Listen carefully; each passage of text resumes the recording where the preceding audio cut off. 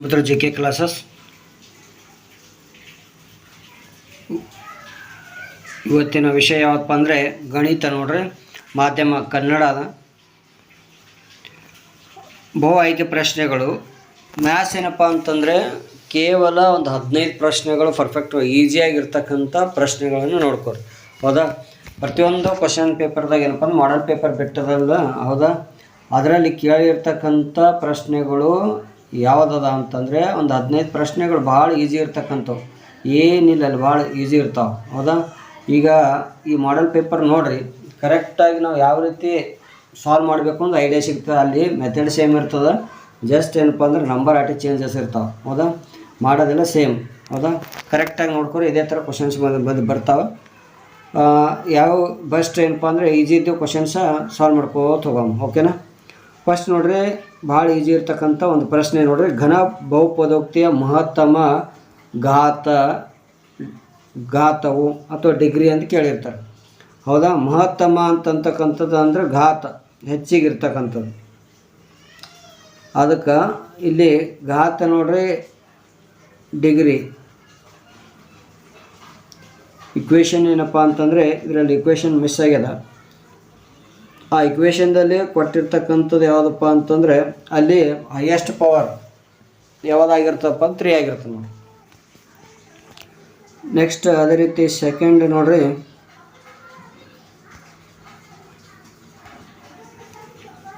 ವರ್ಗಾಂತರದ ಮಧ್ಯಬಿಂದು ಕಂಡುಹಿಡಿಯುವ ಸೂತ್ರ ಡೈರೆಕ್ಟ್ ಅದು. ಹೌದಾ?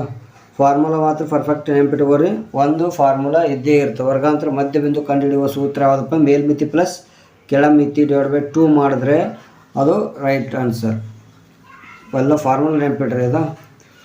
ನೆಕ್ಸ್ಟ್ ಮೂರನೇ ಪ್ರಶ್ನೆ ಏನದಪ್ಪ ಅಂತಂದರೆ a1x + b1y + c1 = 0 ಮತ್ತು a2x + b2y + c2 = 0.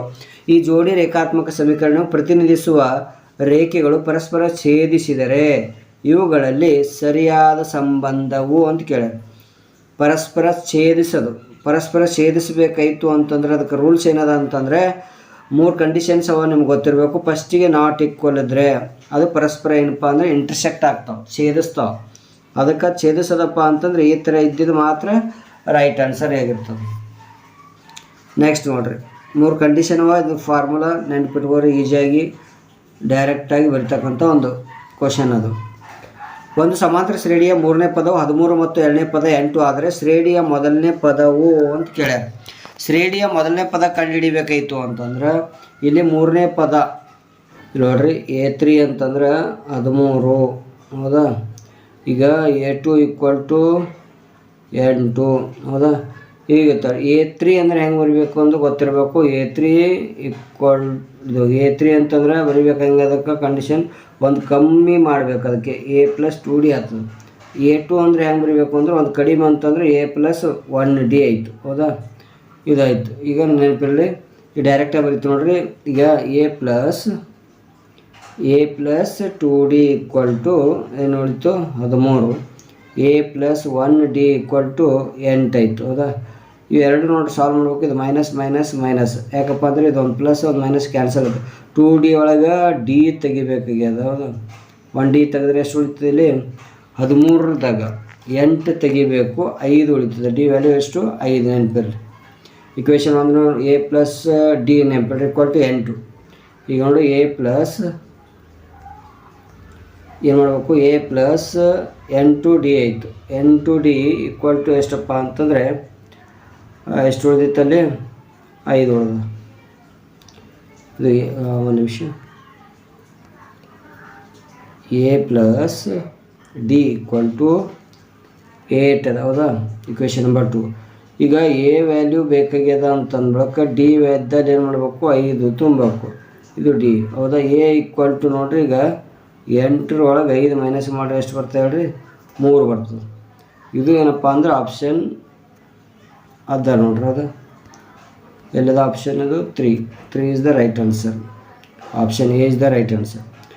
ನೋಡ್ರಿ, ಯಾವುದೇ ಕೂಡ ಲೆಕ್ಕ ಅದಕ್ಕೆ a2 a3 ಏನೇ ಕೊಟ್ಟರು ಕೂಡ ಏನು ಮಾಡಬೇಕು ಅಂದರೆ ನಾವು ಈಗ ಬರ್ಕೊಂಬೋದು ಮೆಥಡ್ ಗೊತ್ತಿರಬೇಕು. ಒಂದು ಅಸಂಭವ ಘಟನೆ ಸಂಭವನೀಯ ಐತೆ. ಅಸಂಭವ ಅಂದರೆ ಒಟ್ಟು ಬರಲಾರ್ದಂತ ಅರ್ಥ. ಅದಕ್ಕೆ ಅಸಂಭವ ಘಟನೆ ಯಾವುದು ಇರ್ತದಪ್ಪ ಅಂದ್ರೆ ಅಸಂಭವ ಅಂತಂದರೆ ಕಣ್ಣು ಮುಚ್ಚಾಕ್ಬಿಟ್ರೆ 0 ಅಂತ ಅರ್ಥ. ಅಸಂಭವ ಘಟನೆ ಇರೋದೇ 0. ನೆಕ್ಸ್ಟ್ ಕೆಳಗಿನವುಗಳಲ್ಲಿ ಸರಿಯಾದ ಸಂಬಂಧವು ಅಂತ ಕೇಳ್ಯಾರ. ಸರಿಯಾದ ಸಂಬಂಧ ಅಂತಕ್ಕಂಥದ್ದು ಯಾವುದಾಗಿರ್ತಪ್ಪ ಅಂತಂದ್ರೆ ಇಲ್ಲಿ sin² = 1 - cos² θ. ಹೌದಾ? ಇವು ಏನಪ್ಪ ಅಂತಂದರೆ ಕರೆಕ್ಟಾಗಿ 3 ಫಾರ್ಮುಲಾ ಒಂದು ನೆನ್ಪಿಟ್ಕೊಂಡು sin² + cos² = 1 ಅಂತದ್ದು. ಹೌದಾ? ಇಲ್ಲಿ sin θ = 1 ಕೋಶಕ್ಕೆ ಆಗಬೇಕಾಗಿತ್ತು, ಸೆಕೆಂಡ್ ಬರ್ದಾರ. ಇಲ್ಲಿ tan = sec² + 1 ಅದ. cot = sin / cos ಅದ. ಇದು cos / sin ಆಗಬೇಕಾಗಿತ್ತು. sin² = 1 - cos² θ is the right answer. Okay ನೋಡಿ, ಏನಿಲ್ಲ ಫಾರ್ಮುಲಾ ಅದಾವು, ಐಡೆಂಟಿಟೀಸ್ ನೆನ್ಪಿಟ್ಕೋರಿ. ನೆಕ್ಸ್ಟ್ ಏನಪ್ಪ ಅಂತಂದರೆ ತ್ರಿಭುಜ ABC ಮತ್ತು DEFಗಳು ಸಮರೂಪಿಗಳಾಗಿವೆ ಮತ್ತು AB/DE = BC/FD ಆದರೆ ಕೆಳಗಿನವುಗಳು ಸರಿಯಾದ ಸಂಬಂಧವು ಅಂತ ಕೇಳ್ಯಾರ. ಹೌದಾ? ತ್ರಿಭುಜ ಹಾಕ್ಕೋಬೇಕು ABC ಮತ್ತು DEFಗಳಲ್ಲಿ. ಹೌದಾ? AB/DE ಆದರೆ, ಹೌದಾ, BC/FD ಆಗಬೇಕು. ಅವೇನಪ್ಪ ಅಂದರೆ ಪಾದಗಳು ಸಮ ಇದ್ದಾಗ ಅಂಗಲ್ಲು ಏನಾಗಿರ್ತಾವೆ ಅಂತಂದರೆ ಎದುರಿಂದು ಅವೇನಿರ್ತವೆ B ಮತ್ತು D ಏನಾಗಿರ್ತಾವೆ ಅಂದರೆ ಸಮನಾಗಿರ್ತಾವೆ ಅಂತ ಅರ್ಥ ಇದು. ಹೌದಾ? ನೆಕ್ಸ್ಟ್ ನೋಡಿರಿ,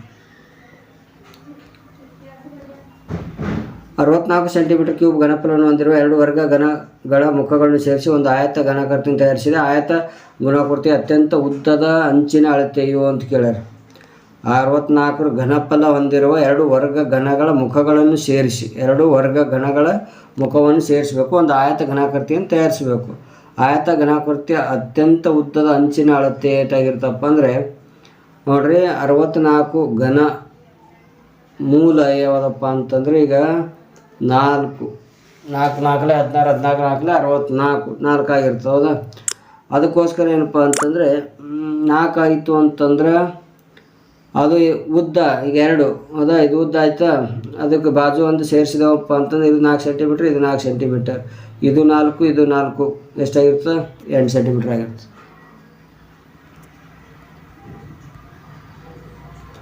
ನೆಕ್ಸ್ಟ್ ಅಂಕಗಣಿತ ಮೂಲ ಪ್ರಮೇಯವನ್ನು ನಿರೂಪಿಸಿ ಅಂತ ಕೇಳ್ಯಾರ. ಹೌದಾ?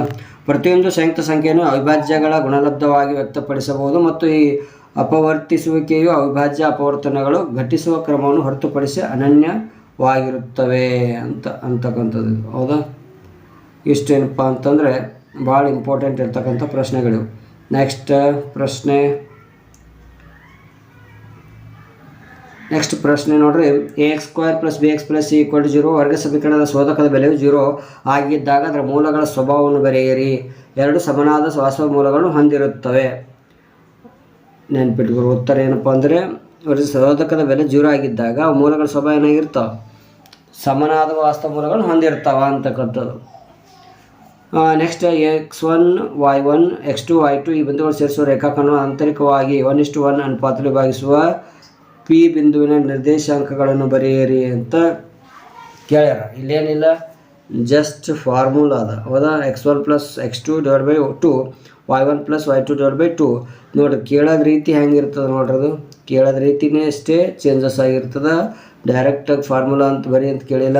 ಅವ್ರೇನು ಕೊಟ್ಟರು ಅಂದರೆ x1 y1 ಈ ಥರ ಬಿಂದುಗಳು ಸೇರಿಸುವ ರೇಖಾಖಂಡವನ್ನು ಆಂತರಿಕವಾಗಿ 1:1 ಅನುಪಾತದಲ್ಲಿ ಭಾಗಿಸುವ P ಬಿಂದುವಿನ ನಿರ್ದೇಶಕಗಳು ಬರೆಯಿರಿ ಅಂತ ಕೇಳಿದ್ರೆ ಈ ಥರ ಕೇಳ್ಯಾರ. ಕೊಟ್ಟಿರುವ ನಕ್ಷೆಯಲ್ಲಿ y = P(x) ಬಹುಪದಕ್ಕೆ ಶೂನ್ಯತೆಗಳನ್ನು ಬರೆಯಿರಿ ಅಂತ ಕೇಳ್ಯಾರ. ಶೂನ್ಯತೆ ಅಂತ ನೋಡ್ರಿ, ಇಲ್ಲಿ ಎಲ್ಲಿ ಟಚ್ ಆಗಿ ಹೋಗ್ಯದ ಅದನ್ನು ಬರೀಬೇಕು. ಇಲ್ಲಿ ನೋಡ್ರಿ, ಇಲ್ಲಿ -1 ಅದ, ಇಲ್ಲಿ +2 ಅದ. ಅದೇನಾಗಿರುತ್ತೆ? -1 + 2 ಇಸ್ ದ ರೈಟ್ ಆನ್ಸರ್. ಭಾಳ ಇಂಪಾರ್ಟೆಂಟ್ ನೋಡ್ರಿ, ಇದು ಕಂಪಲ್ಸರಿ ಕೇಳ್ತಾರೆ ನಮಗೆ. ಅದಕ್ಕೋಸ್ಕರ ಎಲ್ಲಿ ಟಚ್ ಆಗಿರ್ತೋ ಅದು ನಂಬರ್ ಏನಿರ್ತೋ ಅಷ್ಟು ಬರೀರಿ ಸಾಕು. ಇಷ್ಟು ಇದರ ಈಜಿ ಯಾವ್ದು ಅದ. ನೆಕ್ಸ್ಟ್ ಏನಪ್ಪ ಅಂದರೆ 5 ವರ್ಷಗಳ ಹಿಂದೆ ನೂರಿಯ ವಯಸ್ಸು x, ಸೋನುವಿನ ವಯಸ್ಸಿನ y 3 ಪಟ್ಟು ಆಗಿತ್ತು. ಈ ಹೇಳಿಕೆಗೆ 2 ಷರಕ್ಷರವುಳ್ಳ ರೇಖಾತ್ಮಕ ಸಮೀಕರಣವನ್ನು ಆದರ್ಶ ರೂಪದಲ್ಲಿ ಬರೆಯಿರಿ ಅಂತ ಕೇಳ್ಯಾರ. ನೂರಿಯ ಈಗಿನ ವಯಸ್ಸು x ವರ್ಷಗಳು, ಸೋನುವಿನ ಈಗಿನ ವಯಸ್ಸು y ವರ್ಷಗಳು, 5 ವರ್ಷಗಳ ಹಿಂದೆ ಅಂತ ಕೇಳ್ಯಾರ. ಹೌದಾ? ನೂರು ಈಗಿನ ವಯಸ್ಸು X ವರ್ಷ, ಸೋನುವಿನ ಈಗಿನ ವಯಸ್ಸು Y ವರ್ಷ. 5 ವರ್ಷಗಳ ಹಿಂದೆ ಅಂತ ಬರೀಬೇಕು. ಹಿಂದೆ ಅಂತಂದ್ರೆ ಮೈನಸ್ X - 5 ನೋಡ್ರಿ 3 Y - 5. ಇದು ಹೆಂಗೆ ಬರಿಬೇಕಂತಕ್ಕಂಥದ್ದು ನೋಡ್ರಿ, ಪಟ್ಟು ಅಂತಕ್ಕಂಥ ಸೋನು 3 ಪಟ್ಟು ಅದ. ಅದಕ್ಕೆ ಏನಪ್ಪ ಅಂದರೆ Y - 5 ಸೋನುವಿಗೆ ಏನಪ್ಪ ಅಂದ್ರೆ 3 ಪಟ್ಟು ಹಚ್ಬೇಕು. ನಾವು 3 ಬರಿಬೇಕಲ್ಲಿ. ಅದು 3ರಿಂದ ಇಂಟು ಮಾಡ್ಕೊರಿ. ಎಲ್ಲ ವಾಯುಗಳು ಸಪ್ರೇಟ್.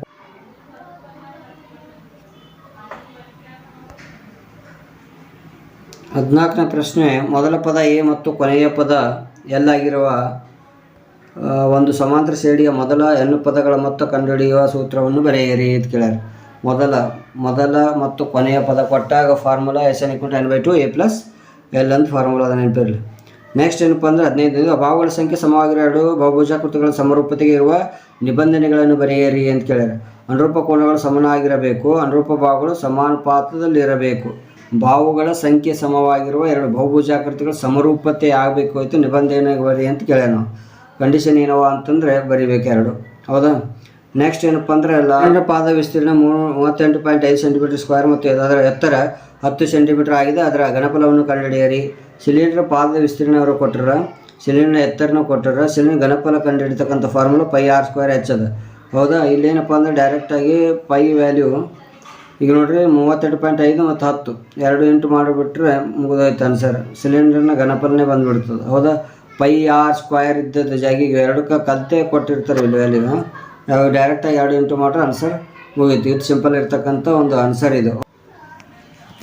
ಇನ್ನು ಉಳಿದ ಕ್ವಶನ್ಸ್ ಏನಪ್ಪ ಅಂದ್ರೆ ಮತ್ತೆ ಮುಂದಿನ ಒಂದು ವಿಡಿಯೋದಲ್ಲಿ ನೋಡೋಣ. ಇದೇ ರೀತಿಯಾಗಿ ಭಾಳ ಈಸಿ ಇರ್ತಕ್ಕಂಥವು ಏನಪ್ಪ 16 ಮಾರ್ಕ್ಸ್ ನಾವು ಫಿಕ್ಸ್ ಆಗಿ ತೊಗೋಬೋದು. ಇಷ್ಟು ಮಾಡ್ರೂ ಕೂಡ ಈಸಿಯಾಗಿರ್ತಕ್ಕಂಥ ಪ್ರಶ್ನೆಗಳು ಇವು. ಹೌದಾ? ನೆಕ್ಸ್ಟ್ ಏನಪ್ಪ ಮುಂದಿನ ವಿಡಿಯೋದಲ್ಲಿ 2 ಅಂಕದ 3 ಅಂಕದ ಪ್ರಶ್ನೆಗಳು ನೋಡೋಣ. ವಿಡಿಯೋ ನೋಡಿದ ಎಲ್ಲರಿಗೂ ಧನ್ಯವಾದಗಳು ತಿಳಿಸುತ್ತಾ ಮತ್ತೆ ಮುಂದಿನ ಒಂದು ವಿಡಿಯೋದಲ್ಲಿ ಸಿಗೋಣ. ಧನ್ಯವಾದ.